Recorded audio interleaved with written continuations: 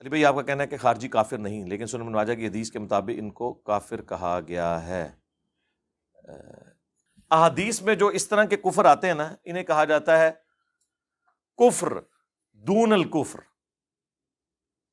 جس طرح کہ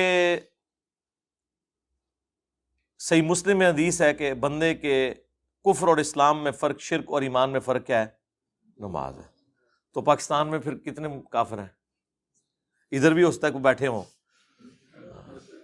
تو اس کی تعویل کیا کی جاتی ہے کہ عمل کفار والا ہے، یہ وہ کفر نہیں ہے جو اسلام سے نکالتا ہے۔ یہ کفر ہوتا ہے عربی میں انکار، ناشکری کے معنوں میں، کسی خاص اسپیسیفک معنوں میں۔ اچھا، یہ تعویل ہم کیوں کرتے ہیں؟ اگر ہم یہ نہیں کریں گے نا تو دنیا میں ہر فرقہ پھر اسلام سے ایک دوسرے کو نکالے بیٹھا ہوا ہے۔ یہ تعویل ہم اس لیے کر رہے ہیں کہ یہ یہاں کفر سے مراد امام وقت کو چھوڑ جانے والا ہے۔ جس طرح کے صحیح مسلم میں حدیث ہے جو امام کی بیعت کے بغیر مرا وہ جاہلیت کی موت مرا۔ اب اسلام کی ٹرم میں جب جاہلیت، زمانہ جاہلیت بولا جاتا ہے تو اس سے مراد کیا ہوتا ہے؟ کفر کا زمانہ۔ تو جن لوگوں نے حضرت علی کی بیعت نہیں کی تو ان کو ہم کہتے ہیں کہ کافر مر گئے، انہوں نے وقت کے امام کو نہیں پہچانا اور جاہلیت کی موت مرے۔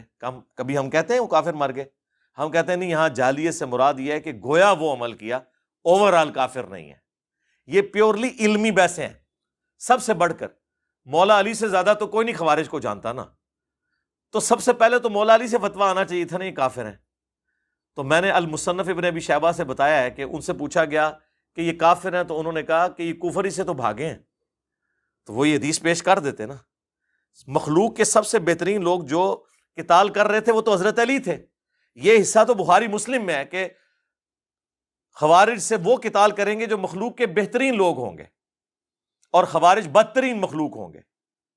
اور حضرت علی یہ حدیث بیان کرتے ہوئے کہتے ہیں کہ میں آسمان سے زمین پہ گر پڑوں یہ تو مجھے گوارا ہے، لیکن یہ گوارا نہیں کہ میں رسول اللہ پہ کوئی ایسی بات کروں جو میں نے خود نہ سنی ہو صلی اللہ علیہ وآلہ وسلم۔ یعنی انہوں نے یہ بتایا کہ میں جو بولنے جا رہا ہوں یہ کوئی چھوٹی بات نہیں ہے، کیونکہ آپ اپنے فوجیوں کا مورائل بلند کر رہے تھے، کیونکہ صحابہ میں یعنی وہ جب ان کی داڑیاں نمازیں دیکھتے تھے تو وہ کہتے تھے ہم مسلمانوں کو قتل کر رہے ہیں۔ پھر حضرت علی نے وہاں حدیث سنائی کہ مخلوق کے بہترین لوگ ہوں گے جو خوارج کو قتل کریں گے، اور مسلم کے تو الفاظ ہیں اس کے بعد کوئی بھی نیک عمل نہ کریں وہ ان کے لیے یہ قتال ہی ان کے مرتے دم تک کے لیے، ان کی آخرت بچانے کے لیے کافی ہو جائے گا، اتنی بڑی ایکٹیویٹی ہوگی۔ لیکن اس کے باوجود حضرت علی کیا کہہ رہے ہیں کہ یہ کفر ہی سے تو بھاگے ہیں، کیونکہ انہوں نے یہ سمجھا میں کافر ہو گیا ہوں تو مجھے بھی چھوڑ گئے۔ تو حضرت علی نے تو اس حدیث کا انکار کر دیا آپ کے ذوم میں، لیکن میرے نزدیک انکار نہیں کیا، انہوں نے اس کی صحیح ڈیفینیشن بتائی۔ پھر پوچھا گیا منافق ہے، انہوں نے کہا منافق کہاں سے ہو سکتے ہیں؟ منافق تو اللہ کا ذکر نہیں کرتے مگر بہت تھوڑا، یہ تو اتنی لمبی نمازیں پڑھتے ہیں۔ اور بخاری مسلم میں الفاظ ہیں کہ اے علی اتنی لمبی وہ نمازیں پڑھیں گے کہ تمہیں بھی ان کی نمازوں پہ رشک آئے گا۔ تو نماز تو اللہ کی پڑھ رہے ہیں نا وہ۔ اچھا، اور پھر حضرت علی سے جو ان کا اختلاف ہے وہ بھی حضرت علی کی محبت میں ہے کہ معاویہ کے ساتھ آپ صلح کیوں کر رہے ہیں، یہ باغی ہے، یہ واجب القتل ہے۔ یہ ان کا سٹانس تھا، ان کو کوئی اپنی ذاتی اختلاف نہیں تھا۔ ہم جو انہیں غلط کہتے ہیں وہ اس لیے کہ امام وقت کے حکم کی انہوں نے نافرمانی کی۔ جس طرح کہ اگر نعوذ باللہ صحابہ کرام صلح حدیبیہ کے موقع پر رسول اللہ کا حکم ماننے سے انکار کر دیتے حضور کی محبت میں ہی، جو شروع میں ریلیکٹنٹ تھے، حضرت عمر بھی، بخاری میں الفاظ ہیں کہ یا رسول اللہ ہم دب کے کیوں صلح کریں، ٹھیک ہے، تو وہ حضور کی محبت میں ہی کر رہے تھے نا، لیکن وہ غلط ہوتا اگر ایسے کرتے۔ اس لیے بخاری مسلم میں الفاظ ہیں، سہل ابن حنیف کہتے ہیں بدری صحابی، یہ وہی تھے جنہیں حضرت معاویہ کو معزول کر کے حضرت علی نے شام کا گورنر لگایا تھا اپنے دور خلافت میں، اور حضرت معاویہ نے استعفیٰ دینے سے انکار کر دیا تھا، تو جنگ صفین لڑنی پڑی حضرت علی کو۔ سہل بن حنیف جنگ صفین کے موقع پر بخاری اور مسلم دونوں میں الفاظ ہیں، وہ اپنا گھوڑا دوڑا کے صحابہ کرام میں آتے ہیں اور وہ کہتے ہیں کہ اگر صلح حدیبیہ کے دن ہمارے اختیار میں ہوتا تو ہم رسول اللہ کے فیصلے کو بدل دیتے۔ اور پھر انہوں نے اسپیسیفکلی مینشن کیا کہ حضرت عمر اس صلح کے اوپر خوش نہیں تھے، اور اگر زبردستی کرنی ہوتی تو حضرت عمر جو ہیں نعوذ باللہ اس فیصلے کو بدل دیتے، انکار کر دیتے۔ وہ اگر خدا نخواستہ ایسا ہوتا تو اپنے ایمان سے یاد ہو بیٹھے، لیکن ایسا نہیں ہوا۔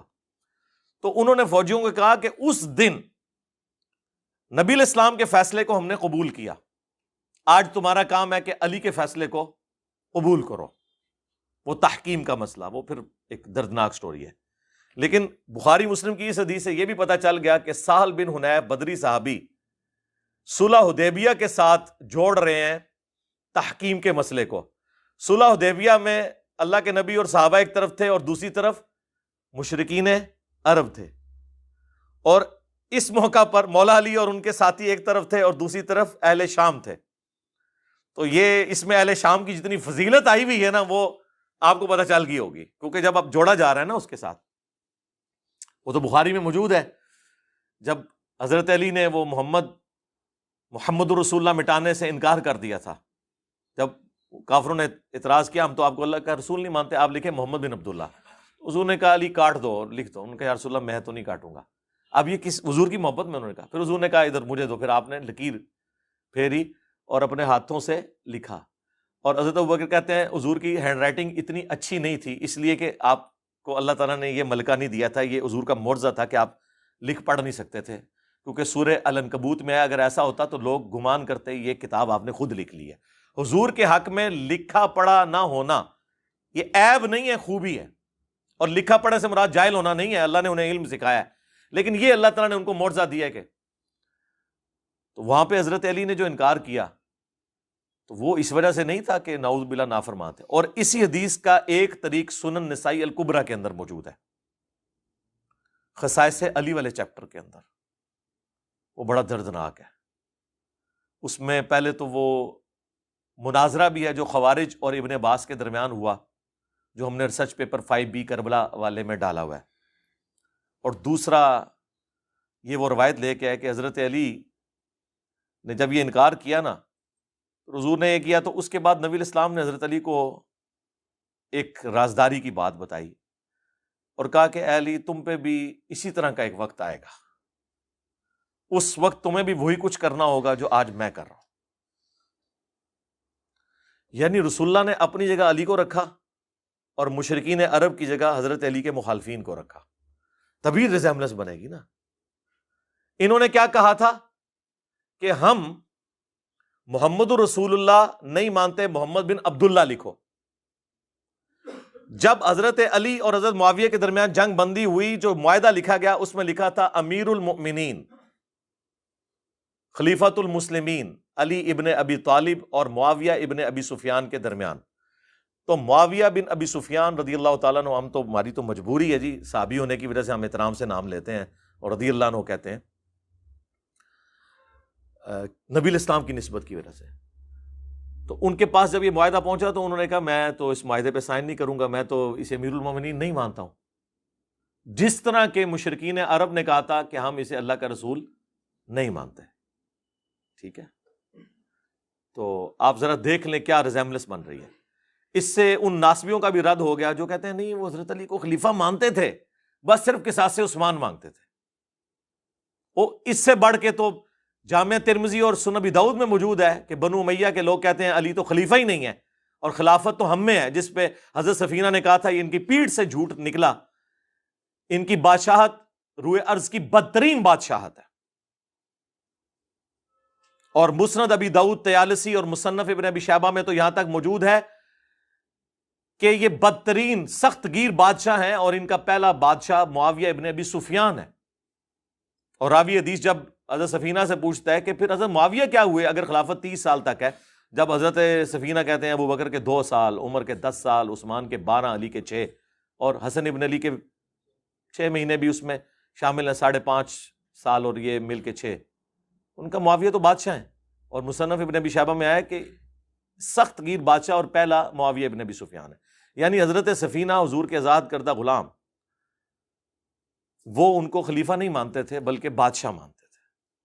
ہم خلیفہ بھی نہیں مانتے، یہ ذہن میں رکھیے گا، خلیفہ راشد چھوڑ دیں، خالی خلیفہ بھی نہیں مانتے، ملک مانتے ہیں۔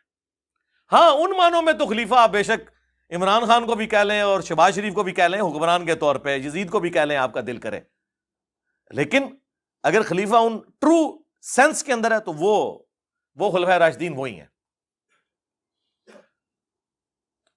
اب حضرت علی رضی اللہ تعالیٰ عنہ علیہ السلام کو حضور نے فرمایا کہ تمہیں بھی پھر وہی کرنا پڑے گا جو مجھے کرنا پڑا.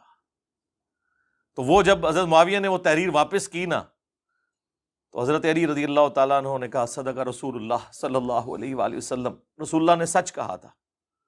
اور کہا کہ یہ مٹا دو، تم لکھو علی ابن ابی طالب اور معاویہ ابن ابی سفیان کے درمیان. ٹھیک ہے،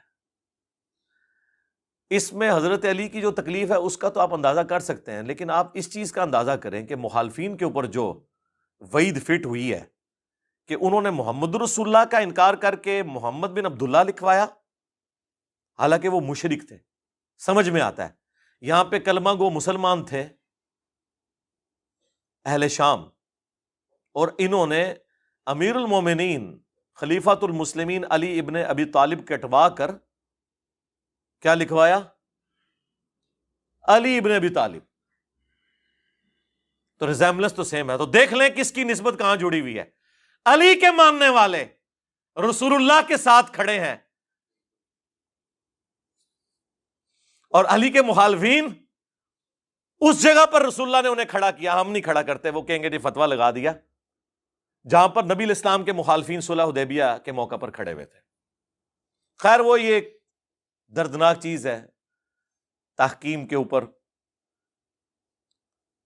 یہ جو جنگ بندی ہوئی اور اس میں پھر وہ 2 بندے نامینیٹ ہوئے. ادھر سے ابن عباس نے جانا تھا مولا علی کی طرف سے، انہوں نے کہا ہم ابن عباس کو نہیں مانیں گے، یہ حضرت علی کا رشتہ دار ہے.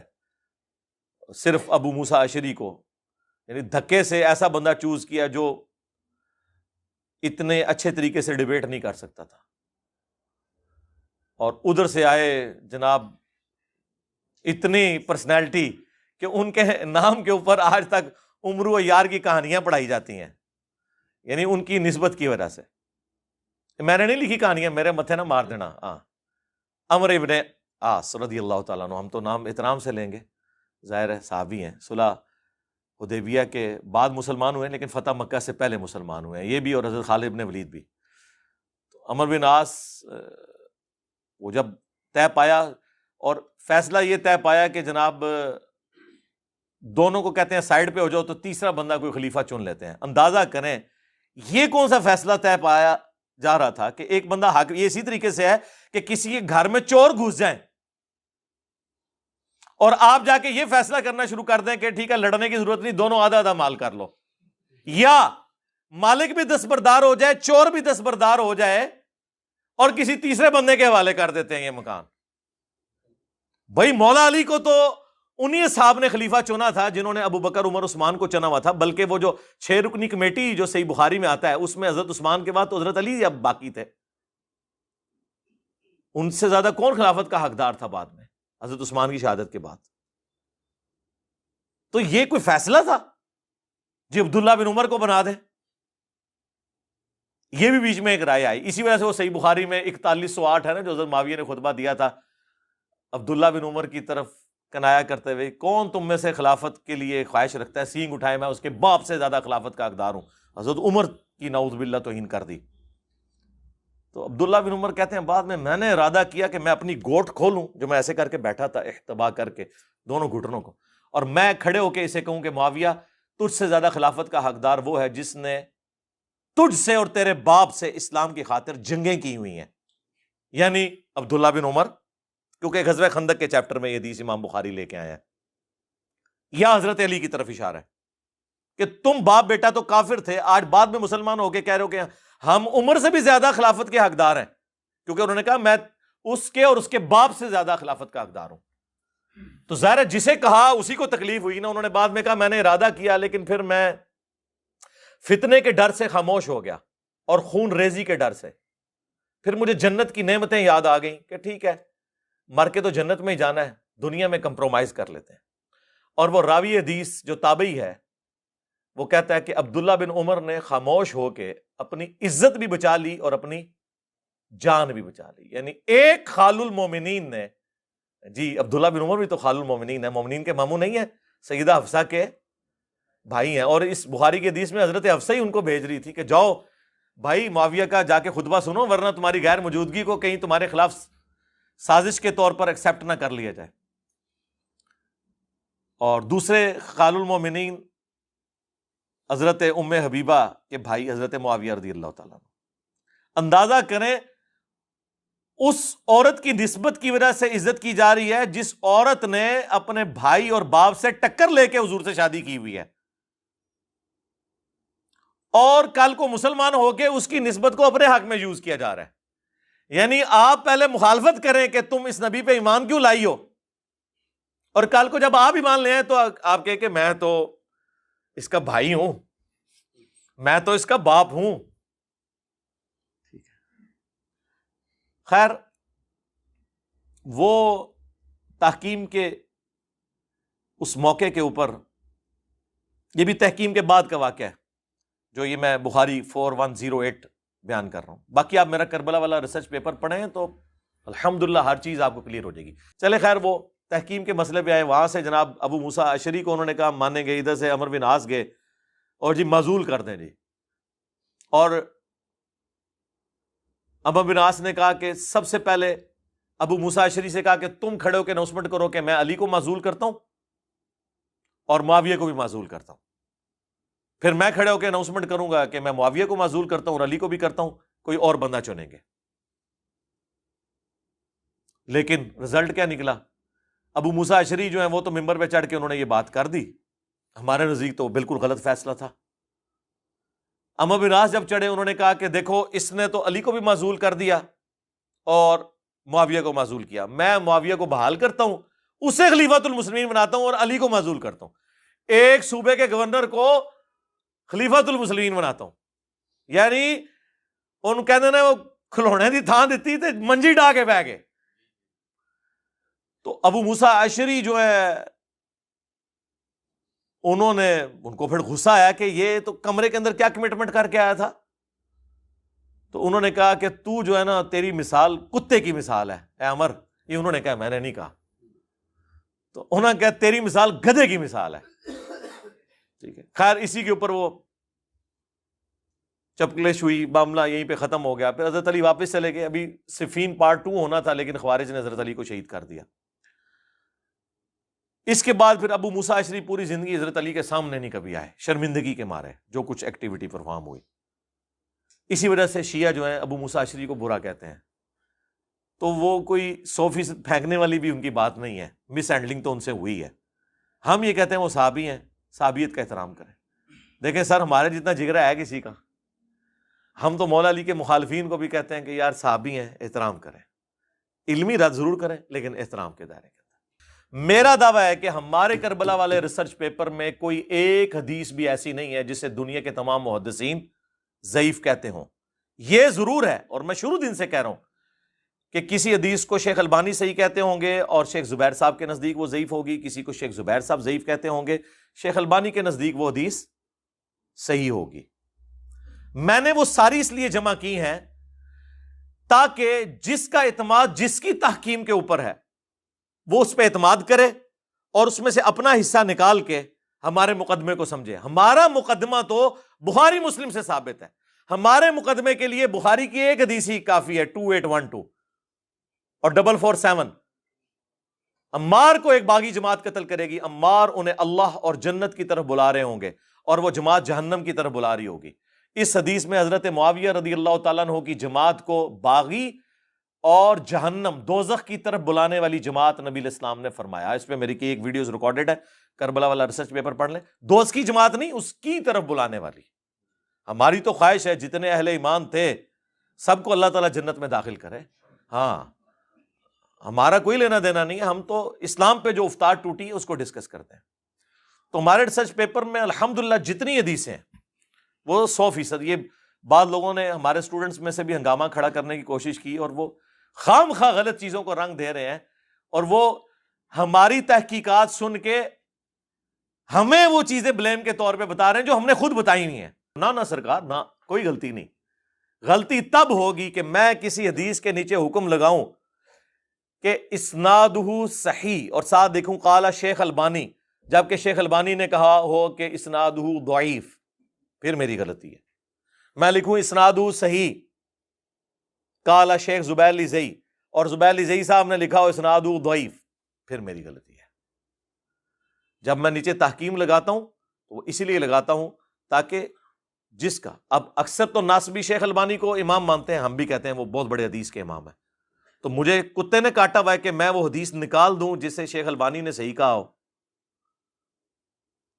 جسے امام ترمذی نے حسن صحیح کہا ہو، جو حدیث امام حاکم اور امام ذہبی کے اصولوں کے مطابق صحیح ہو۔ اب یہ وہ چار بڑے امام ہیں جنہیں اہل حدیث زبیلی زئی صاحب سے بڑا امام مانتے ہیں، یعنی وہ حدیث جو ترمذی میں ہے کہ وہ عبید اللہ ابن زیاد کا جب سر کاٹ کے مختار سقفی کے سامنے رکھا گیا تو اس کے نتنوں میں سانپ گھس گیا تھا۔ اس حدیث کو شیخ زبیر صاحب کہتے ہیں کہ اس میں آمش کی تدلیس ہے، میں اسے ضعیف کہتا ہوں۔ میں جب شیخ صاحب سے پوچھا، شیخ صاحب کہتے ہیں میرے نزدیک ایک سانپ نہیں 1000 سانپ اس کے نتنوں میں داخل ہونے چاہیے۔ ہاں وہ کہتے ہیں میں تو خوش ہوں، لیکن میں اصول پہ بات کر رہا ہوں، مجھے اس کی سما کی تصریح نہیں ملی۔ لیکن جو آمش کی تدلیس کو نہیں مانتے، پاکستان کے عالم و سارے اہل حدیث سوائے اکا دکا کے، وہ کہتے ہیں کہ آمش کی تدلیس سے ہم صرف نظر کرتے ہیں، چاہے ارشاد اللہ قصری صاحب ہوں، خواہ وہ شیخ البانی ہوں، امام ذہبی ہوں، امام ترمذی ہوں، اس لیے وہ حدیث کو صحیح کہتے ہیں۔ تو میں نے وہ حدیث ڈالی ہوئی ہے، تو بعض لوگوں نے اعتراض کیا انجینئر صاحب نے ضعیف روایت ڈالتی ہے، منو پہ دس دینے، میرے کو سیکھ کے منو پہ دس دینے، سرکار ضعیف نہیں ہے، جن کے خلاف ناسبیت کا مقدمہ ہے ان کے نزدیک وہ بالکل صحیح۔ آپ کو سمجھ آئی یہ بات کی؟ یہ میں کیسے نکال دوں جو کہ میرے پاس ایک ہتھیار ہے؟ آپ یہ چاہ رہے ہیں میں وہ ہتھیار نکال دوں، اور جو میں ہتھیار لے کے آؤں جس کو وہ مانتے ہی نہیں ہیں، تو میرے تو دونوں ہتھیار ہی فارغ ہو گئے نا۔ ہمارا مقدمہ تو بخاری مسلم میں ہے، لہذا اس میں جہاں جہاں پہ بھی کوئی روایت ہے الحمدللہ وہ محدثین کے نزدیک کبھی کسی محدث کے حکم میں صحیح ہوگی، کبھی کسی کے، دو نمبری نہیں ہوگی۔ اللہ کا شکر ہے دو نمبری یہاں پہ نہیں ہے۔ دو نمبری کے لیے ضروری ہوتا ہے کہ آپ کسی فرقے کو فالو کریں، ہم تو ہر اس بات کو فالو کر لیتے ہیں جو صحیح ہوتی ہے، تو ہمیں موقف بدلنے میں کوئی ٹائم نہیں لگتا الحمدللہ۔ کہیں پہ غلطی ہو اپنا رجوع ریکارڈ کرواتے ہیں، لیکن وہ غلطی ہونی بھی چاہیے نا، خام خواہ تو نہیں رجوع ریکارڈ کرانا، یا خام خواہ میرے ساتھ اختلاف رائے تو نہ کوئی کرے، کوئی بات بنتی بھی ہو نا۔ آٹا گوندے ہلدی کیوں ہے؟ تو آٹا گوندے ہوئے ہلنا تو پڑے گا نا۔ وہ ایک ناسبی نے اعتراض کیا، جی وہ آپ نے ترمذی کی آدھی حدیث لکھی ہے، وہ حدیث پوری لکھی ہوئی ہے بھائی ترمذی کی، کہ پہلا شخص جو اسلام قبول کیا جس نے، زید ابن ارقم کہتے ہیں وہ علی ابن ابی طالب ہے، کہتے ہیں نہیں جی ابراہیم نخعی کا ساتھ قول تھا کہ وہ حضرت ابوبکر کہتے ہیں۔ بھائی ابراہیم نخعی کی روایت جو ہے وہ مرسل ہے، صحیح مسلم کے مقدمے میں ہے کہ تابعی کا قول کوئی شے نہیں ہے جب تک صحابی کو مینشن نہ کرے۔ جب ایک روایت آدھی جو روایت ہے وہ موقوف ہے ایک صحابی تک جو سابقون الاولون میں سے ہیں، اور باقی جو آدھا اس کا جو حصہ ہے وہ ہے ہی ضعیف اور مردود اور مرسل ہے، میں نے اس کو نہیں لکھا، تو اس سے کیا فرق پڑتا ہے؟ جبکہ میں اس پمفلٹ کے لکھنے سے پہلے پوری ویڈیو ریکارڈ کروا چکا ہوں، پہلا مسلم کون، اس میں نے اس کو پورا بریف کیا ہے۔ یہاں پہ میں کرتا تو یہ پمفلٹ میں 4 صفحے مجھے اور ایڈ کرنے پڑتے ایک ضعیف روایت کے بارے میں بتانے کے لیے کہ یہ ضعیف کیوں ہے، اس لیے میں نے جو صحیح پورشن ہے وہی لکھا ہے۔ سمجھ آئیے آپ کو بات کی؟ اور اس کو 2 نمبری کہہ کے پیش کرتے ہیں۔ 2 نمبری کیوں کرنی ہے؟ جو آپ 2 نمبریاں بتاتے ہیں وہ آپ کی اپنی 2 نمبریاں پکڑی جاتی ہیں۔ ہمارے غلام محی الدین بھائی ہیں، یہ لفظ ہے محی الدین، محی الدین ویسے بول دیتے ہیں لیکن اصل لفظ ہے محی الدین۔ تو وہ مجھے کئی بار کہتے ہیں علی بھائی تحکیم کے اوپر کوئی ویڈیو ریکارڈ کرائیں، تحکیم کے اوپر کوئی ویڈیو ریکارڈ کرائیں۔ چلیں آج ان کی خواہش پوری ہوگی۔ میں نے وہ خطرناک قسم کی باتیں جس سے کانپے ٹانگ جائیں، وہ خطرناک باتیں جس سے ٹانگیں کانپ جائیں، میں نے جو کچھ فی الودی میرے دماغ میں آئی میں نے بیان کر دی۔ باقی میرا خیال ہے ظہور احمد فیضی صاحب جنہوں نے خصائص علی کے اوپر کام کیا، ایک بریلوی عالم، غلام سو سعیدی صاحب کے شاگرد ہیں، بہت محقق آدمی ہیں۔ صلح حسن پہ بھی انہوں نے ایک کتاب لکھی ہے، اور اب مسئلہ افضلیت کے اوپر بھی انہوں نے کتاب لکھی ہے۔ وہ میرا خیال ہے اب اس کے اوپر کام کر رہے ہیں، مسئلہ تحکیم کے اوپر۔ کچھ تو ویسے انہوں نے مختلف جستہ ذکر کیا ہے، باقی اگر وہ نہیں کر رہے تو میں ان سے ریکویسٹ کروں گا اس ویڈیو کی وساطت سے بھی کہ وہ ماشاءاللہ کمپیٹنسی رکھتے ہیں۔ حضرت معاویہ رضی اللہ تعالیٰ عنہ کے فضائل میں جو جھوٹی روایتیں اکٹھی کی تھیں دعوت اسلامی والوں نے، انہوں نے ان کے رد کے اوپر بھی ایک اتنی موٹی کتاب لکھی ہے۔ باقی ہم تو بس اجمالاً چیزیں بیان کر دیتے ہیں تاکہ آپ کے لیے اصلاح کا اس میں کوئی معاملہ ہو جائے، مقصد کسی کو ذلیل کرنا نہیں ہوتا۔ تو بات کہاں سے کہاں نکلی تھی وہ خوارج والی، وہ میں نے آپ کو کہا نا کہ کبھی آمد ہوتی ہے نا، آج ہو گئی، وہ اللہ نے فیصلہ کرنا ہوتا ہے شرح صدر کب ہو. یہ کشف نہیں ہے، الہام نہیں ہے، یہ شرح صدر ہے. جسٹ لائک جب کسی شاعر کے اوپر کوئی دکھی کیفیت ہو تو وہ اشعار کہہ دیتا ہے، تو ہمارا بھی یہی معاملہ ہوتا ہے کہ ہم اس طرح کی جب کوئی بات ہے، اب دیکھیں وہ بائی چانس ہی، مطلب میں ایک جملہ بولا، جب کبھی ہم کوئی بات کرتے ہیں نا کہ جی فضائل مال میں یہ لکھا ہے، تو وہ دیوبندیوں کے مولوی کہتے ہیں او جی تو فلانے بزرگ نے بھی لکھا ہوا ہے، آپ ان کو کوئی نہیں غلط کرتے، وہ ہے کیڑا جو فلانا. پھر اس میں نے ایک جملہ بولا، وہ فی البدی اللہ نے میری زبان سے جاری کیا کہ بھئی جب ہم کتاب و سنت کے دائرے میں حضرت معاویہ رضی اللہ تعالیٰ عنہ، حضرت عمر بن عاص رضی اللہ تعالیٰ عنہ، حضرت مغیرہ ابن شعبہ رضی اللہ تعالیٰ عنہ سے اختلاف رکھ سکتے ہیں تو بابت شیء ہی کوئی نہیں. وہ اس وقت جب جملہ میری زبان سے نکلا، وہ پھر اسے کوئی شرف قبولیت حاصل ہو گیا، اور اب تو ماشاءاللہ وہ کمپلیٹ ہو گیا. کیا؟ نبی کے جیسا ہے ہی کوئی نہیں، بابت شیء ہی کوئی نہیں. اب ان لوگوں کا بھی گلا دور ہو گیا جو کہتے ہیں اب بابوں کی توہین کر رہے ہیں. تو اب آپ دیکھیں کس شخص کے مقابلے پہ ہم ذکر کر رہے ہیں. آپ تو ہمیں کہتے ہیں جی وہ کوئی بڑے سے بڑا بھی بابا غوث قطب ابدال ہو، کسی ادنا سے صحابی، خواہ وہ حضرت واشی کیوں نہ ہو، ان کے گھوڑوں کے قدموں کی خاک جو گھوڑے کے نترے میں بیٹھتی ہے اس کو نہیں پہنچ سکتا. تسی تے اتنا ذلیل کر دے ہو اپنے بابیاں نو خود. میں تو رسول اللہ کے مقابلے پہ کہہ رہا ہوں کہ نبی کے جیسا ہے ہی کوئی نہیں، بابے تے شیء ہی کوئی نہیں. تو میری بات بری لگ جاتی ہے. خود تو آپ نے اتنا ذلیل کیا ہے کہ گھوڑے کے بھی قدموں کے نیچے، وہ بھی جو جا کے ناک میں جا کے وہ ذرے بیٹھتے ہیں. ٹھیک ہے نا؟ پتہ نہیں اور کتنے کتنے تسی جناب پہنچائے ہیں اپنے بزرگاں نو. ٹھیک ہے نا جی؟ وہی میں نے کہا نا، میرے ساتھ ایسی دشمنی ہے، میں کہوں نا خدا ایک ہے، انہوں نے کہنا نہیں آج تسی دو منا گے. ابھی میرا ایک کلپ آ رہا ہے، انشاءاللہ فائنل ہو گیا وہ، اس کا عنوان ہے میرے خلاف کلپ بنانے کا ثواب. ہاں کتنا ثواب ہوتا ہے اگر علی بھائی کے خلاف کلپ بنایا جائے. اس کا اتنا ثواب ہوتا ہے جس طرح دنیا میں ہر بندے کی یہ خواہش ہے نا میں مرنے سے پہلے ایک مسجد بنواؤں گا، اس طرح دنیا کے ہر عالم کی خواہش ہے کہ مرنے سے پہلے میں نے انجینئر کا رد ضرور کرنا ہے ایک بار. اس وقت تمام فرقوں کے علماء دین کی خدمت یہ نہیں سمجھ رہے کہ لوگوں کو دین سکھائیں، وہ یہ خدمت یہ سمجھ رہے ہیں کہ انجینئر صاحب کے خلاف ایک کلپ ریکارڈ کرا دیں اور لوگوں کو بتائیں کہ اس دور میں دجال سے بڑا فتنہ یہ ہے، آپ نے اس سے بچ جانا ہے. ہاں یہی خدمت کر رہے ہیں. بتائیں مجھے کیا اب اہل حدیث بریلویوں کے خلاف کلپ بناتے ہیں جو انہوں نے ادھم مچایا ہوا تھا؟ ان کے دیکھ لے پچھلے 3-4 سالوں میں سارے کلپ میرے بارے میں آ رہے ہیں، بریلویوں کے کلپ سارے میرے بارے میں آ رہے ہیں. ٹھیک ہے جی؟ دیوبند کے کلپ سارے میرے بارے میں آ رہے ہیں. شیعہ سے تھوڑے بہت امید تھی کہ وہ کوئی انصاف کا کام لیں گے، لیکن اب تو انہوں نے بھی وہ سارے کے سارے معاملات شروع کر دیے ہیں اور جھوٹے الزامات میرے اوپر لگانے شروع کر دیے ہیں. خیر میں تو خوش ہوں کہ وہ جو ہم پہ لوگ الزام لگاتے تھے یہ وہابی ہے، اہل حدیثوں کے کلپ آئے 2015 میں نے کہا شکر ہے میرے مالک، انہوں نے کوئی وہابی کہے گا میں کہ دیکھو سارے وہابی میرے خلاف تھے. ٹھیک ہے جی؟ جب یہ کہتے ہیں نہیں اندروں والے بھی بریلوی ہے، جب بریلویوں کے کلپ آئے میں کہا شکر الحمدللہ. پھر میں دعائیں کرتا تھا یا اللہ شیعہ کے بھی کلپ آئیں تاکہ میں ان کے ناسبیوں کے منہ بند کروں. ہوں دیکھو تھوک دے صاحب نال کلپ آ رہے ہیں انہوں نے بھی. ٹھیک ہے جی؟ تو ہم ساروں کو کہیں گے شکریہ علماء دیوبند، علماء بریلویہ، علماء اہل حدیثیہ اور وہابیہ اور شیعہ کہ آپ لوگ یہ کلپ اور بنایا کریں تاکہ میں اپنی عوام کو سیٹسفائی کر سکوں گا. تک کو یار یہ بھی گالا منو کٹ رہے ہیں، منو خدا دا نہ ہے، منو سرٹیفکیٹ دے دو کہ میرا تعلق کسی کے ساتھ نہیں ہے.